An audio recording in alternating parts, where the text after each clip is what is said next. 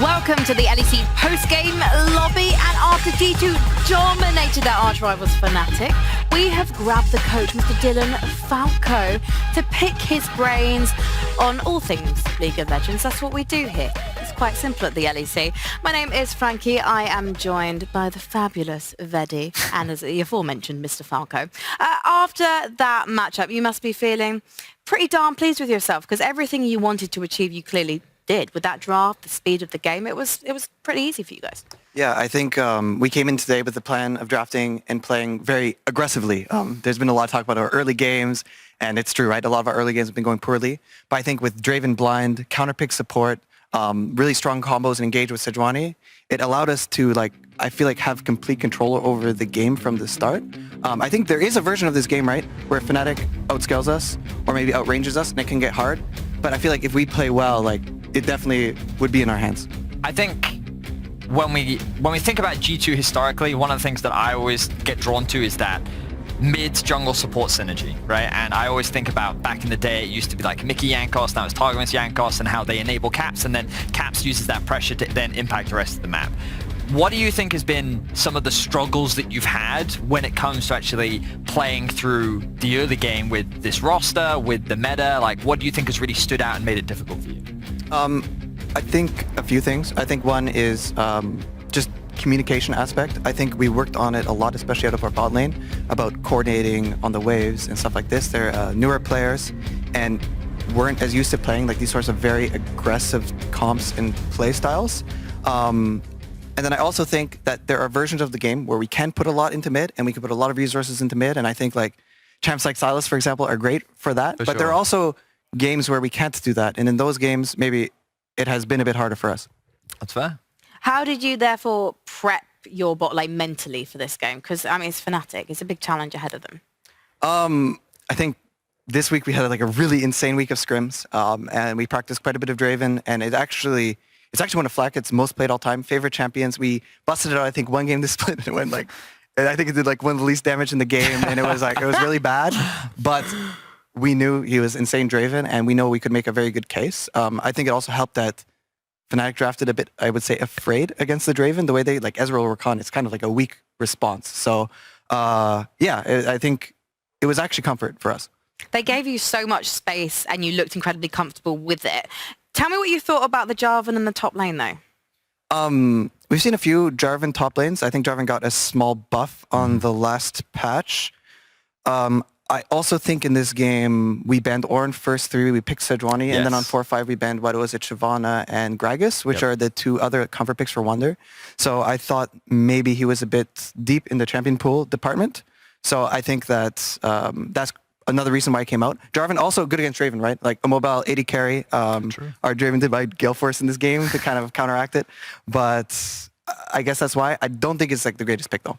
I think also one of the things is with the changes to Resolve and the Gnar and GP nerfs, I've heard that Aerie champions top lane have also just become stronger. So I know Kennen, especially over in the LPL, we saw Kennen yesterday as well, has risen in priority. I also thought that the Jarvan with the areas we saw today might be another thing that's kind of come out and teams have been practicing. But I do agree with Dylan that in this matchup in particular, I don't see what it does really into a Sejuani. I felt like that Broken Blade was mostly just chilling, and in terms of frontline and engage, it can make sense. But yeah, I wasn't sold on the pick either.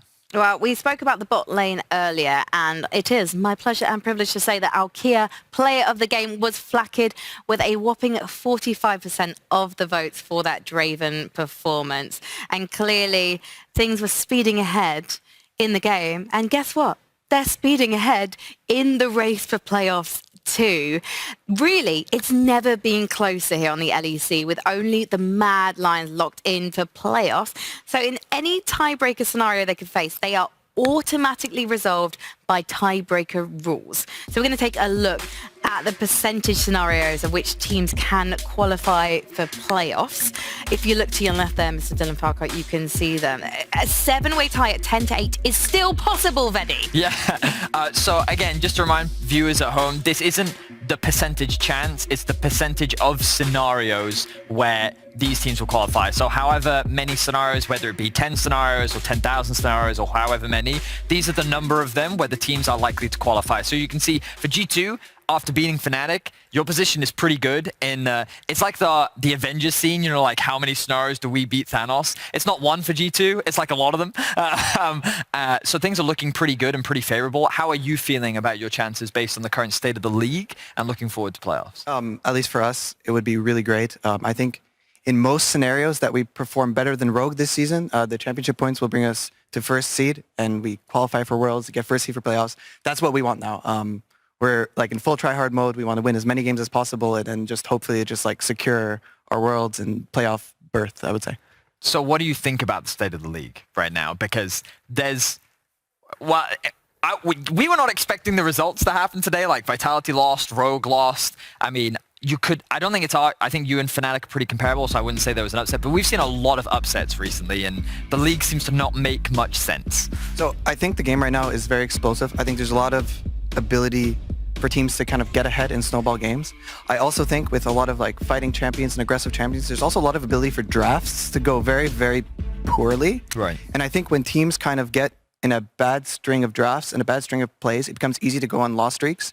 And I think because in Europe, there's like 7, 8, 9 strong rosters in the league, you just have these things where these teams just go on loss streaks for 2 or 3 weeks before they figure things out. And it has led to, like, every team just has their time. Like, we had our time, we were doing poorly. Fnatic has their time, they're going poorly. And then at the end, you just get crazy standings like this. So one thing we were talking about today was the first 3 games were Ornn, Sylas, Twitch. And I was like, maybe, because we've had this happen before where the patch seems like that it is very early game focused, but then on stage, teams just can't do it. And like, you've probably had a lot of experience where you have these early game teams and we're like, we're ready to bring this on stage, and they get on stage and they don't do it. Like, how much do you think that is happening to Europe right now, where the early game is the best way to play, but people are just defaulting to the Ornn, the scaling, the team fighting, because that's just what they feel most comfortable with? I don't see it as much as like early game, as much as I see it as activity. Because I think a champ like Ornn, until people find like really insane counter picks, can still team fight really well at Herald, make a lot of active plays, like roam, team fight, do a lot of stuff. Like, I don't feel like it's like you're playing this champ to hit level 17 and have That's 5 fair, yeah. Ornn items. I feel like a lot of the reason, for example, these champs are being played is just to be strong in team fights and at Herald fights and Dragon fights. And I don't think that has to be like a slow game necessarily. For sure. That's fair. You mentioned about teams having their weeks. Mad has not necessarily been the best showing for them in week 7, and they're your next opponent. So I believe you've got Mad, Misfits, and SK all in Super Week. So it might not be Mad that's your first team, but you are certainly going to be playing them quite soon. Tell me what you think about how teams are managing to kind of, I guess, work out how to play against them now. Is that something you feel quite confident in doing next week? As for Mad Lions, I think they've had really good drafts, actually, this whole split. I think they were really fast on how to draft around a lot of the active mid-jungle combos. I think they were camping mid a lot. Niski was being really active on the map. But I do think I never felt like gameplay and skill-wise they were like that much ahead of everyone else. I felt like all the other rosters were always taking games every week or two. They drop a game, stuff like that, right? And as you can see right now, they're only, one match ahead. So I feel like it's more about the plans and what other teams can kind of bring. I think that's fair. And I think that when you look at Mad, to me, I always hate saying that they've been figured out, but one of the revolutionary things that they were doing was that red buff wards that no one else was doing. And then over the weeks, we started seeing teams like stack up around reds to counter the red ward, and then new wards were coming up. But it feels like that Mad found a method that was very effective that enabled them to get early leads. And now the other teams, to me, feel like they've caught up. And already we saw from G2 today, you put a lot of emphasis onto your early game this week, had a very strong early game. Rogue managed to shut down their early game yesterday. And it feels like that Europe is putting a lot more emphasis on being a good early game region, and I think that LPL probably has something to do with it. But I think that single strength that Mad had now isn't enough to separate them from the pack, so it's a question of how quickly can they evolve to keep ahead of the rest of the competition. So preparing for next three games, Mad, Misfits, SK, which one do you have to do the most prep for? I think Mad Lions is definitely the strongest of the 3 teams. They're first place, right? And I think it's very important that, like Vedya said, like that the early game goes well, and that we have a good plan. So yeah, I would say them. So I had one question that I wanted to ask, because normally when we look at the league like this and the state of it, fans obviously get very worried when it comes to international performance. And fortunately, for those that don't know, Dylan has quite a few Worlds appearances. But you've been in situations like this where either your team is struggling or the league looks kind of weak, but then we go to international events and our showing really isn't that bad. So can you talk a little bit about what you think about the current state of the league and why right now doesn't necessarily matter to what is happening in the future? So if anything, I think from spring to summer, the teams got stronger. I think the reason the standings are like this is teams like XL and teams like Mad Lions made big upgrades coming to Summer Split, which just makes it closer. I also think that we're kind of ramping up, and we're at a point now where I feel like we are starting to become a bit ahead or a bit stronger than a lot of the other teams as well. And we went to MSI, right? We played a lot of these international teams, and definitely they were strong, right? Like we got stomped by T1 in MSI semis, but we also scrimmed a lot of the other Asian teams, and I definitely feel like it's something that the top European teams can compete with, for sure, especially with creative drafts and good early games, I would say. And I also think that when we think about international competition, the regular season happens, the playoffs happen, and then there's like a 2-month break, right? And you guys take a bit of a break, but you're almost immediately back on the scrim hype. Like you guys go to Korea to boot camp like a month in advance. Is that normally when you go? I think it's actually pretty quick this year between playoffs and Worlds. Actually, so you guys are already fast, starting to scrim. And from my experience, that's where most of the growth for international competition actually happens, right? Yeah, for sure. There's a lot of prep time where the patch is completely new and you can learn new things and the teams fundamentally change, right? Teams that look strong get weak. Teams that are weak become strong. And also there just is this element that the nerves and pressure on a big stage, like in front of a crowd with world championships, everything kind of changes for some teams, right? Like just crazy stuff always happens. That's fair. Yeah. So I basically wanted to try and show fans that they shouldn't be too scared, even though the league looks like a bit of a mess. I have faith in Dylan and the rest of the European teams that come into national events. We're going to pop off. Are you sure you're not a bit scared? No, After all the not at upsets we've had this weekend? Not at all. Sure? If anything, it proves to me that upsets can happen against the international teams, and Gen G should be sweating right now. What I've learned this weekend is G2 is inevitable. But next week, we are going to be seeing the end of our race to crown the champion of our regular season Kia Player of the Game leaderboard. So we should check in with who's topping the tables right now. Chachi got I think his first of the split today, so sadly not on the leaderboard, but at the top, Perks, Niski, Vatera. It's all about the mid laners. It's a lot of mid laners, yeah. Weirdly enough, there's no caps on there. You guys do have 9 wins. Do you think that...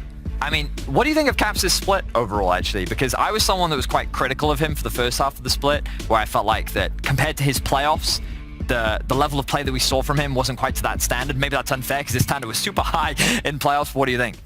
Without saying too much, from talking to him this week about his approach to the game and seeing him play in the last week or so, I think he's kind of ramping up towards playoffs. I think he definitely did die a lot this split. There's a lot of very high death games. I also think there was a lot of games where we also weren't playing that well around mid and didn't have a lot of priority. And he was playing like immobile picks where we lost early game and he was just getting camped by like 3 people. And that was like our fault as a team as well. So it's I think coach's fault that he's not on the leaderboard, basically. Yeah, I'll take it for that. Oh, well.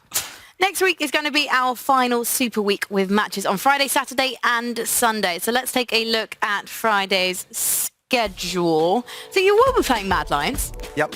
Yeah, you sounded so surprised when I said that earlier. Like, we're playing these guys.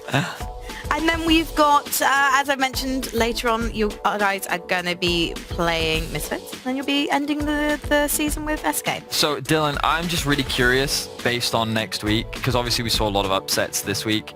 So let's say right now, we've got the teams at 9 wins. So there's Vitality, Rogue, you, and then there's Mad. So that means there's 2 spots left. So who takes the last 2 spots for playoffs? I think that... Wait, who are we leaving out? I think Fnatic so will XL, there's Fnatic, there's Astralis that find themselves at 7 wins as well. Okay, I think Astralis and XL will not make it. So I'm not sure what... I see. That's what I would say. So that would mean that Fnatic would secure a spot. Just because even though Fnatic had a really bad game today, I think like they really like... From scouting them, they solidified their plans and like they're just playing really solid team comps and trying to rely on just like player skill and just like playing solid, and I think they can kind of squeeze it out.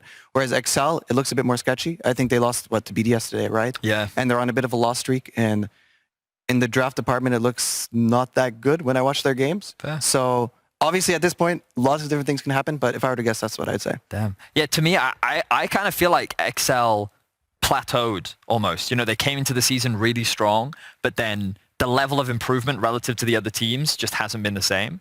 But I thought based on their schedule that they'd be guaranteed because they had BDS, Astralis, and SK, the bottom 3 teams. But then after their loss today... Yeah, they're really sweating after that loss, for sure. it's a scary road for XL for sure. So there's the team to watch next week because what was a shoe-in, I think, is now a much shakier road. Would you say every game counts? I would say hashtag every game counts. Yeah, I was forced to say that. And because I was asked by producer Deppa rather than Freddy to say it, I had to say it. Because technically he gets to decide whether I She's come lying. back or not. All right. That does it for us here in the LEC studios. Thank you so much for joining us, Thank you Dylan. so much. Yeah, thank you. Thank you for putting up with me, Freddy. It's been a pleasure, Frankie. Thank you so much for Thank coming. you. It's been lovely, to be perfectly honest been with you. lovely, babes. It's been lovely, babes. I'm not allowed to try and take a selfie today because, I've been asked selfie redemption. I'm not going to, you know what I did? I brought a little phone. So if you are itching for more League of Legends, then you are in luck, by the way, because the LCS is live right now for Golden Guardians versus 100 Thieves. But obviously stay tuned for the next 30 seconds to see if I can actually take a selfie. We're going to see you next week on Friday for our final 3 days of the regular season. The Queen is going to be back. Shots will be in this seat, but I've kept it warm for you, love. Good night! Right.